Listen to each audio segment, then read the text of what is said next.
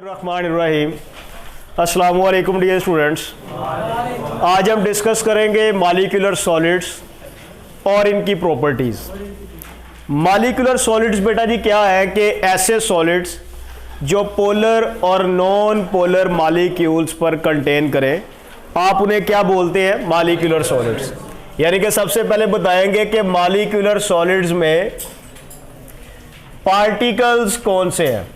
तो आपने बेटे बताना है कि molecular solids contain polar and non polar molecules. Clear हो गया? अब बेटा जी मॉलिक्यूल्स के दरमियान जो अट्रैक्टिव फोर्सेस होती हैं, आप उन्हें इंटरमॉलिक्यूलर फोर्सेस कहते हैं, या आप उन्हें बेटा जी क्या बोलते हैं? कलेक्टिवली वैन डर वाल forces.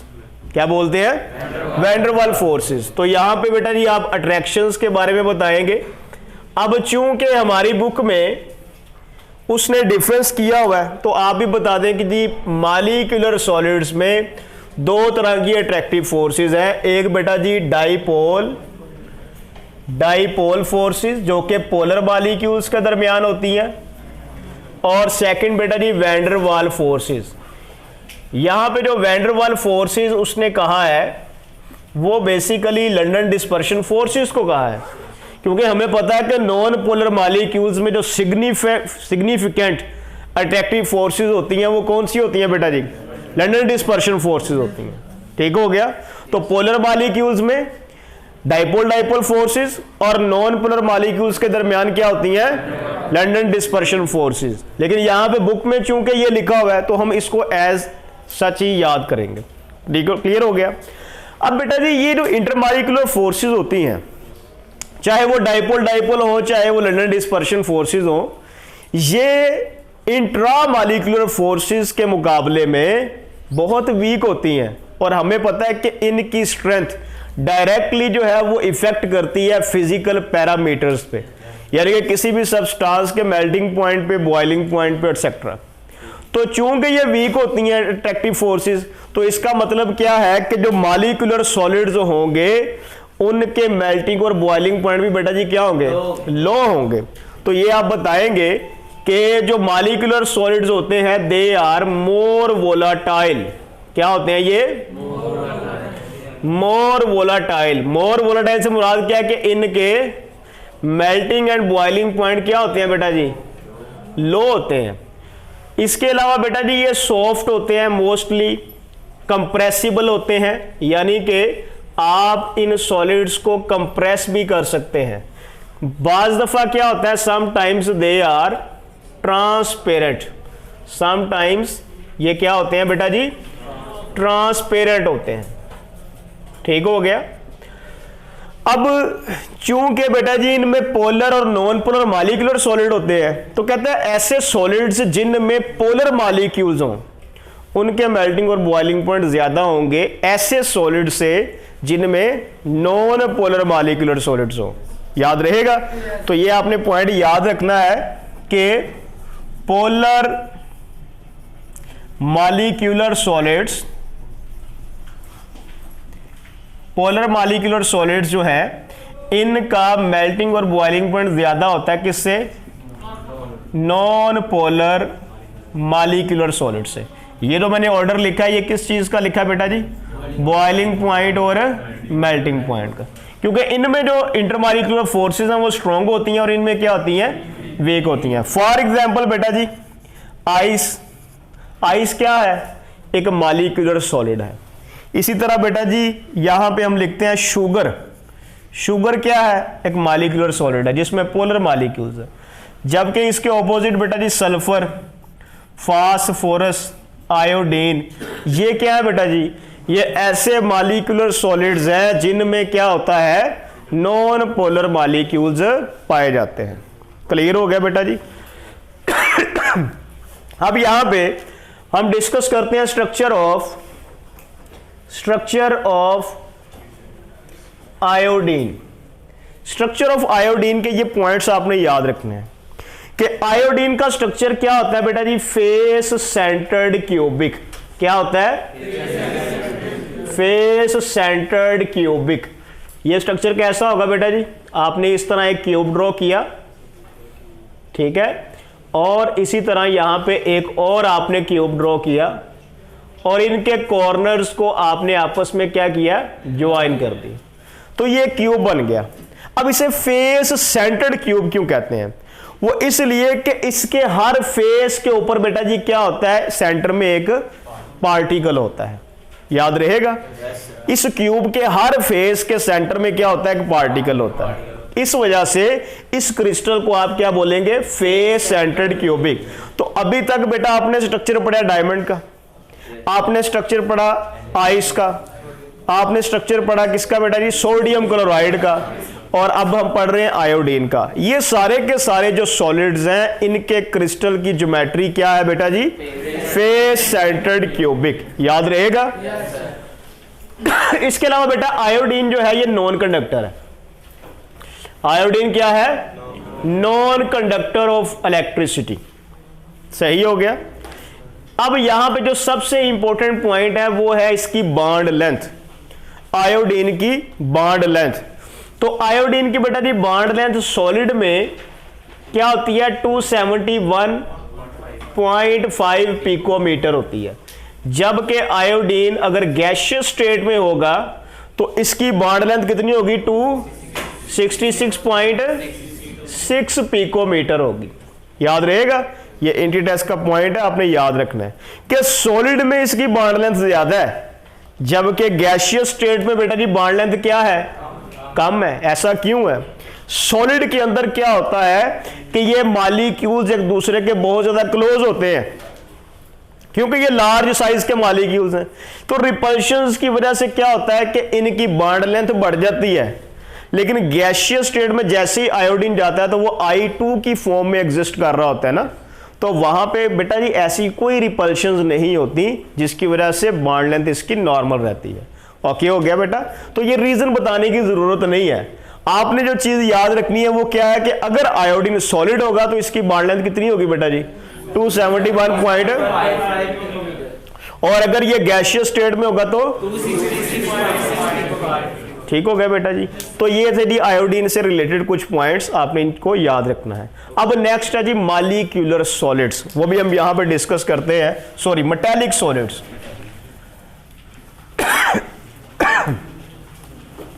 Metallic solids, metallic solids ऐसे सॉलिड्स हैं जिनमें मेटल एटम्स पाए जाते हैं और मेटल एटम्स के दरमियान मेटालिक बॉन्ड पाया जाता है।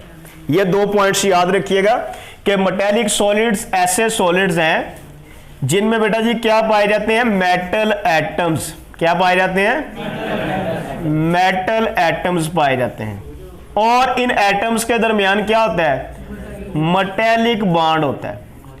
अब बेटा जी ये है सबसे इंपॉर्टेंट पॉइंट कि ये मेटालिक बॉन्ड की नेचर क्या है। आपने पढ़ा आयोनिक बॉन्ड, जिसमें क्या होता है कि एक एटम कंप्लीटली इलेक्ट्रॉन लूज कर देता है, दूसरा एटम कंप्लीटली इलेक्ट्रॉन गेन कर लेता है। इस दौरान पॉजिटिव और नेगेटिव आयंस बनते हैं, उनके दरमियान अट्रैक्शन को आपने क्या दिया, आयोनिक बॉन्ड। कोवलेंट बॉन्ड में क्या होता है कि दो एटम इलेक्ट्रॉन शेयर कर लेते हैं, वो कोवलेंट बॉन्ड बन गया।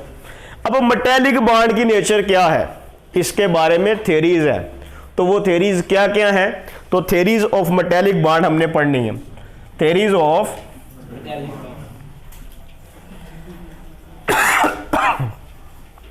Theories of metallic bond. तो ये बेटा तीन थ्योरीज है और ये बहुत ही इंपॉर्टेंट है, लॉन्ग क्वेश्चन के तौर पे पूछी जा सकती है। पहली थ्योरी है बेटा जी इलेक्ट्रॉन गैस थ्योरी। कौन सी है, इलेक्ट्रॉन गैस थ्योरी। सेकंड है बेटा जी valence bond theory, valence bond theory. और थर्ड है molecular orbital theory, molecular orbital theory. Okay हो गया, ये तीन थ्योरीज है। तो इनको हम वन बाय वन देखते हैं कि ये किस तरह मेटालिक बॉन्ड को एक्सप्लेन करती हैं। तो सबसे पहली बेटा जी थ्योरी कौन सी है जी, इलेक्ट्रॉन इलेक्ट्रॉन गैस थ्योरी, आपसे शॉर्ट क्वेश्चन पूछा जा सकता है कि डिस्क्राइब इलेक्ट्रॉन गैस थ्योरी। ठीक हो गया। कोई बच्चा मुझे बताए कि एटम पे चार्ज क्या होता है? जीरो। एटम पे जीरो चार्ज क्यों होता है? क्योंकि नंबर ऑफ इलेक्ट्रॉन्स और नंबर ऑफ प्रोटॉन्स एटम के अंदर इक्वल होते हैं, उनका पॉजिटिव और नेगेटिव चार्ज इक्वल होने की वजह से ओवरऑल चार्ज एटम पे जीरो होगा। लेकिन अगर एटम इलेक्ट्रॉन लूज कर दे तो वो कैटाइन बन जाएगा, क्योंकि उसमें इलेक्ट्रॉन्स की तादाद प्रोटॉन से कम हो जाएगी। तो यहां पे क्या होता है कि according two electron gas theory, metal atoms lose their valence electrons and convert into cations. ठीक हो गया। इस थ्योरी के मुताबिक क्या है कि मेटल एटम्स क्या करते हैं बेटा जी, अपने वैलेंस इलेक्ट्रॉन लूज कर देते हैं और किस में कन्वर्ट हो जाते हैं बेटा जी? कैटाइंस में कन्वर्ट हो जाते हैं। याद रहेगा बेटा? आपने बताना है कि according to this theory metal atoms lose their valence electrons and convert into cations. अब ये जो इलेक्ट्रॉन्स हैं ये कौन से लूज हुए हैं बेटा जी? Valence electron. वैलेंस इलेक्ट्रॉन्स कौन से होते हैं? किसी भी एटम के वैलेंस सबसे बाहर वाले शेल के इलेक्ट्रॉन्स। सही हो गया। ये जो वैलेंस इलेक्ट्रॉन्स हैं ये क्या होते हैं बेटा जी? यहां पे इन आयंस के दरमियान फ्रीली मूव करना शुरू कर देते हैं। ठीक है, इन आयंस के दरमियान क्या करना शुरू कर देते हैं? फ्रीली मूव करना शुरू कर देते हैं। तो इस दौरान बेटा जी क्या है कि ये देखे एक इलेक्ट्रॉन्स का पूल बन गया है। एक इलेक्ट्रॉन्स जो है वो गैस सी बन गई है जिसमें क्या है? ये पॉजिटिव आयंस हैं। ठीक है ना? क्या है बेटा ये? अब ये फ्री इलेक्ट्रॉन सिर्फ इन आयंस के दरमियान ही मूव कर सकते हैं, इनके साथ साथ मूव कर सकते हैं। ठीक है, ये लोकलाइज्ड नहीं है। लोकलाइज का मतलब क्या होता है कि एक ही जगह पर रहना। ठीक है, और डीलोकलाइज का मतलब क्या होता है? फ्रीली मूव करना। क्लियर हो गया। तो यहां पे बेटा जी ये क्या चीज है? ये है मेटल कैटाइन। ये क्या है? Metal cation. और ये बेटा जी क्या है? ये फ्री इलेक्ट्रॉन है। आप इसे मोबाइल इलेक्ट्रॉन भी बोलते हैं। ठीक है, या आप इन्हें क्या बोलते हैं बेटा जी? आप इन्हें मोबाइल इलेक्ट्रॉन, फ्री इलेक्ट्रॉन, या सिंपल आप क्या कर सकते हैं इसको लोकलाइज या डीलोकलाइज्ड इलेक्ट्रॉन भी बोल सकते हैं। ओके हो गया बेटा जी। अब यहां पे होगा क्या? यहां पे बेसिकली कहते हैं इन फ्री इलेक्ट्रॉन्स और बेटा जी इन मेटेलिक कैटाइंस के दरमियान एक अट्रैक्शन जनरेट हो जाएगी। उस अट्रैक्शन को हम क्या कहते हैं बेटा जी? Metallic bond. क्या कहते हैं उसे? मेटेलिक बॉन्ड कहते हैं। ठीक हो गया बेटा। अब ये इलेक्ट्रॉन्स जो हैं ये किसी एक एटम के नहीं रहे, ये बहुत सारे एटम्स के इलेक्ट्रॉन्स हैं और ये फ्री अब मूव कर रहे हैं। और मेटल एटम किस में कन्वर्ट हो गए बेटा जी? कैटाइंस में। इस दौरान इनके दरमियान क्या हुआ है? अट्रैक्शन जनरेट हो गई है। इस अट्रैक्शन को आपने क्या कह दिया? इसे मेटेलिक बॉन्ड का नाम दे दिया। आपने याद रखना है कि मेटल कैटाइन और उसके फ्री इलेक्ट्रॉन्स के दरमियान जो अट्रैक्शन है उसे हम क्या बोलते हैं? Metallic bond. और इस थ्योरी को आप क्या बोलते हैं? याद रखिएगा ये थ्योरी है। ठीक है, और ये थ्योरी क्यों पेश की गई है? ये बेसिकली मेटल्स की प्रॉपर्टीज जस्टिफाई कर रही होती है। बात की समझ लगी ना बेटे? तो ये थ्योरी जो है ये मेटल्स की बहुत सी प्रॉपर्टीज एक्सप्लेन करती है, जैसा कि उसकी थर्मल कंडक्टिविटी हो गई या फिर इलेक्ट्रिकल कंडक्टिविटी हो गई। तो ये इलेक्ट्रॉन गैस थ्योरी इसको एक्सप्लेन करती है। ठीक है, तो ये पहली थ्योरी है, पहला नजरिया है मेटेलिक बॉन्ड के बारे में। दूसरा है बेटा जी next valence bond theory. Valence bond theory. अब वैलेंस बॉन्ड थ्योरी के मुताबिक वैलेंस बॉन्ड थ्योरी को प्रपोज किया था एल पोलिंग ने। वैलेंस बॉन्ड थ्योरी के मुताबिक क्या है कि जो मेटल एटम्स होते हैं वो अपने वैलेंस इलेक्ट्रॉन शेयर कर लेते हैं। अब अगर दो एटम एक एक इलेक्ट्रॉन शेयर करें तो उनके दरमियान कौन सा बॉन्ड बनेगा? Single covalent bond. क्या बनेगा? लिथियम ग्रुप 1A का एलिमेंट है। ये पीरियोडिक टेबल पे देखें ग्रुप 1A का एलिमेंट है। इसके वैलेंस शेल में इलेक्ट्रॉन एक। तो ये देखो बेटा ये एक लिथियम का इलेक्ट्रॉन डॉट से मैंने शो कर दिया। एक और लिथियम एटम है उसका इलेक्ट्रॉन मैंने क्रॉस से रिप्रेजेंट कर दिया। तो इन्होंने क्या किया, एक एक इलेक्ट्रॉन शेयर कर लिया, तो ये कौन सा बॉन्ड बन गया, कोवलेंट बॉन्ड बन गया। ये कौन सा बॉन्ड है बेटा जी, ये सिंगल कोवलेंट बॉन्ड है। ये कौन सा बॉन्ड है, आप इसको ऐसे भी रिप्रेजेंट कर सकते हैं, लिथियम लिथियम, ये सिंगल लाइन, ठीक हो गया। तो उसने क्या कहा है, एल पोलिंग ने कहा है कि जो मेटालिक बॉन्ड होता है ये कोवलेंट बॉन्ड की तरह का होता है, ठीक है ना। मेटालिक बॉन्ड क्या होता है, कोवलेंट बॉन्ड की तरह होता है। Metallic bond is a covalent bond, ठीक है ना, जिसमें दो एटम्स क्या करते हैं, इलेक्ट्रॉन्स शेयर करते हैं। ये पहला पॉइंट।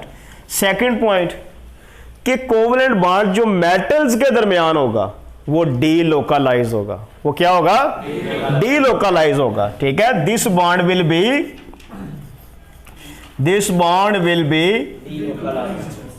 डीलोकलाइज का मतलब क्या होता है, फ्रीली मूव कर सकता है। और ये बॉन्ड के अंदर होते क्या है, इलेक्ट्रॉन्स हैं, ठीक है ना। तो कहता है कि ये जो बॉन्ड बना हुआ है दो लिथियम एटम्स के दरमियान, ये बेटा जी क्या है, ये डीलोकलाइजेशन शो करेगा। अब देखो कि यहां पे ये दो इलेक्ट्रॉन्स हैं, तो ये अगर इसके ऊपर शिफ्ट हो जाए तो फिर क्या होगा बेटा जी, एक लिथियम के ऊपर क्या आ जाएगा, कंप्लीट पॉजिटिव चार्ज, और दूसरे लिथियम के ऊपर क्या आ जाएगा, कंप्लीट नेगेटिव चार्ज। आगे क्या होगा, एक और लिथियम, ठीक है। इस लिथियम के साथ क्या होगा कि ये वाले दो इलेक्ट्रॉन शेयर हो जाएंगे, तो एक नया बॉन्ड बन गया। तो इस तरह बेटा जी क्या है कि ये बॉन्ड मूव करता चला जाता है, ठीक है। यहां पे इस लिथियम ने इस लिथियम के साथ बॉन्ड बना लिया, आगे फिर वो मूव कर जाएगा, वो किसी और के साथ बॉन्ड बना लेगा। तो ये इलेक्ट्रॉन्स क्या होते जा रहे हैं बेटा जी, मूव करते जा रहे हैं, शिफ्ट होते जा रहे हैं, ठीक है। जो बॉन्ड बना हुआ था कोवलेंट बॉन्ड, वो अब डीलोकलाइजेशन शो कर रहा है, वो फ्रीली क्या कर रहा है, एटम्स के दरमियान मूव करता जा रहा है। तो according to valence bond theory, metallic bond is a covalent bond but it is delocalized in nature। delocalized in nature से मुराद क्या है बेटा, कि ये फ्रीली मूव कर सकता है। कैसा बच्चों को इसकी समझ लगी है? उसके बाद बेटा जी मोस्ट इंपॉर्टेंट थ्योरी वो क्या है जी, molecular orbital theory. Molecular orbital theory. Molecular orbital theory क्या कहती है? मॉलिक्यूलर ऑर्बिटल थ्योरी कहती है कि मेटल के अंदर, एक मेटल के अंदर जितने भी एटॉमिक ऑर्बिटल्स होते हैं, कौन से ऑर्बिटल्स होते हैं? एटॉमिक ऑर्बिटल्स होते हैं। मिसाल के तौर पे मैं बेटा यहां पे सोडियम लिखता हूं, सोडियम का एटॉमिक नंबर 11 होता है ना, इसकी configuration 1s2 2s2 2p6 3s1, ठीक है। अब यहां पे s orbital a b orbital और यहां पे p के अंदर कितने ऑर्बिटल होते हैं? 3, px py pz। ये सारे के सारे क्या है? एटॉमिक ऑर्बिटल्स है। सही हो गया। अब एटॉमिक ऑर्बिटल्स में ये वाले जो ऑर्बिटल्स हैं ये तो कंप्लीटली फिल है। ये क्या है? कंप्लीटली फिल है। जबकि ये बेटा जी क्या है? ये हाफ फिल है। ये क्या है? कंप्लीटली फिल है। और बेटा जी ये क्या है? हाफ फिल है ये, ठीक है। कहता है ये सारे ऑर्बिटल्स क्या कर जाते हैं? ओवरलैप कर जाते हैं। क्या कर जाते हैं बेटा जी? ओवरलैप कर जाते हैं, ठीक है। या आप कह सकते हैं कि मिक्स हो जाते हैं ओवरलैप करके। कहता है ओवरलैप होने के नतीजे में यहां पर दो तरह के ऑर्बिटल्स के जो हैं वो सेट बन जाते हैं। एक के अंदर यहां पे जो इलेक्ट्रॉन्स होंगे ये बेटा जी क्या है? Set of orbitals. ये क्या है? आप इसको बैंड भी बोलते हैं। क्या बोलते हैं इसको? बैंड भी बोलते हैं। Set of orbital. कहता है एक सेट जो ऑर्बिटल्स का उसके अंदर ऐसे इलेक्ट्रॉन्स होंगे जो लोकलाइज्ड होंगे। मतलब क्या है? वो फ्रीली मूव नहीं कर सकते। यानी कि ये वाले जो इलेक्ट्रॉन्स हैं ये कौन से हैं बेटा जी? ये लोकलाइज्ड इलेक्ट्रॉन्स हैं, ठीक हो गया। और ये जो आपको ऊपर नजर आ रहा है ये वाला बैंड, इसके अंदर जो इलेक्ट्रॉन्स हैं वो क्या है बेटा जी? डीलोकलाइज्ड इलेक्ट्रॉन्स हैं, ठीक है। और इनके दरमियान ये जो गैप है, ये वाला गैप, इसे आप क्या बोलते हैं? Forbidden zone. क्या बोलते हैं? फॉरबिडन जोन बोलते हैं, ठीक है। तो आप बताएंगे कि according to molecular orbital theory all the atomic orbitals of a metal atom mix together overlap together to form two sets of orbitals called bands. ठीक है ना, one set has localised electrons and the other has delocalized and the space between them is 4 orbitals। ठीक है, ये decide करता है कि metal कितनी ज्यादा कंडक्टर होगी या नॉन कंडक्टर होगी। ठीक है, कहता है ये जो बैंड है जिसके अंदर क्या है, डीलोकलाइज इलेक्ट्रॉन है, इसे बोलते हैं कंडक्शन बैंड। क्या बोलते हैं, कंडक्शन बैंड बोलते हैं। ठीक है, डीलोकलाइज। और जिसके अंदर बेटा जी क्या है, लोकलाइज इलेक्ट्रॉन है, ये क्या है, नॉन कंडक्शन बैंड, क्योंकि इसके इलेक्ट्रॉन फ्रीली मूव नहीं कर सकते। ओके हो गया बेटा जी। तो ये 3 थ्योरीज हैं मेटालिक बॉन्ड से रिलेटेड। उम्मीद है कि आपको इसकी समझ आई होगी। कोई पॉइंट बेटा जो आपको समझ आया हो? Thank you.